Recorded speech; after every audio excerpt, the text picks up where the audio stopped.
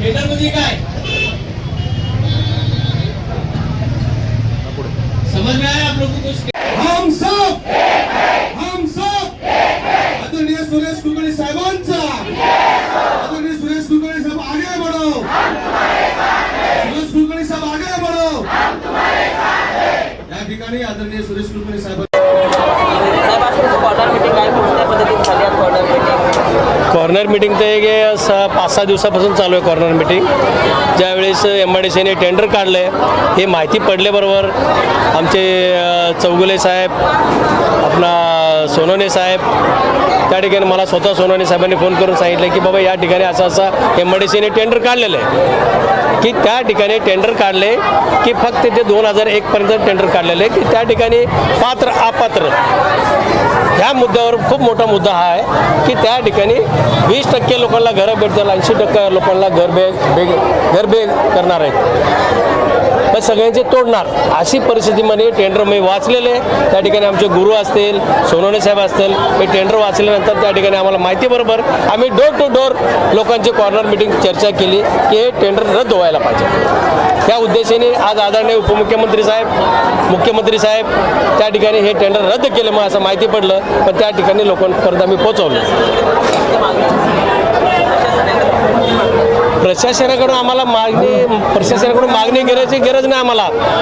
एक तर या ठिकाणी लोकांना 500 स्क्वेअर फीटचे घर भेटलेच पाहिजे.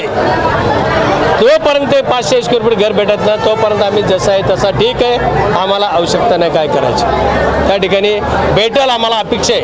त्या ठिकाणी उपमुख्यमंत्री साहेब मुख्यमंत्री साहेब हे जर निर्णय घेतील त्या ठिकाणी धारावीला 500 एरिया देऊ शकतात पण ही झोपडपट्टी आहे त्या ठिकाणी 500 एरिया भेटले पाहिजेत. आमचं तेच उद्देश आहे आणि घेऊनच राहणार आहे.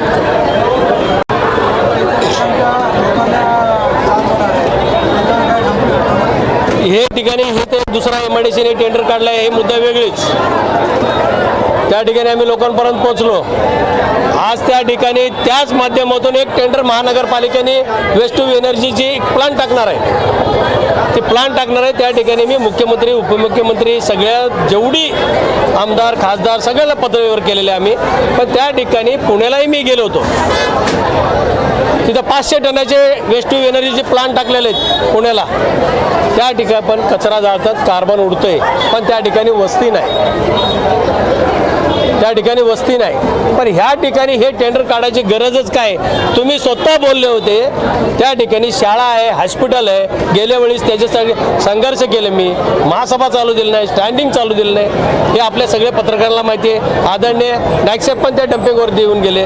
त्या ठिकाणी आम्हाला सांगितलं होतं की निसर्ग गार्डन कोपरखेड्याला जे बनवले त्या ठिकाणी हटवले इथं आणले त्या ठिकाणी निसर्ग गार्डन बनवले ते बंद झाले होते तिथं निसर्ग गार्डन बनवण्यावर होते.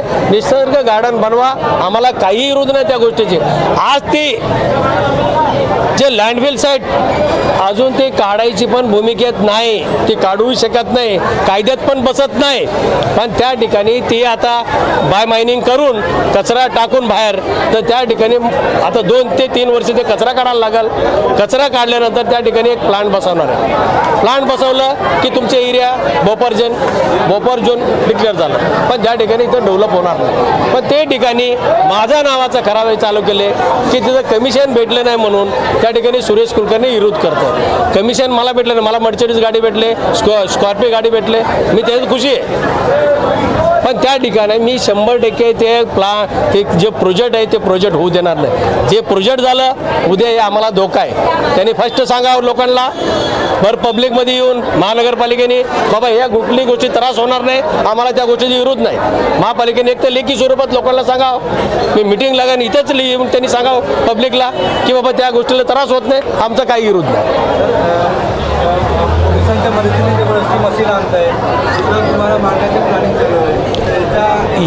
ह्याच्यात या SRA योजना या टेंडरच्या ह्याच्यात लोकांना जागृत करणारा फक्त सुरेश कुलकर्णी डम्पिंगची आवाज उठवणार सुरेश कुलकर्णी आणि उद्या हे माझे जीवाशी पण खेळतले इतकी खालती पातळीवर पोहोचले. माझ्यावर एट्रॉसिटी गुन्हा दाखल करायला सांगतात.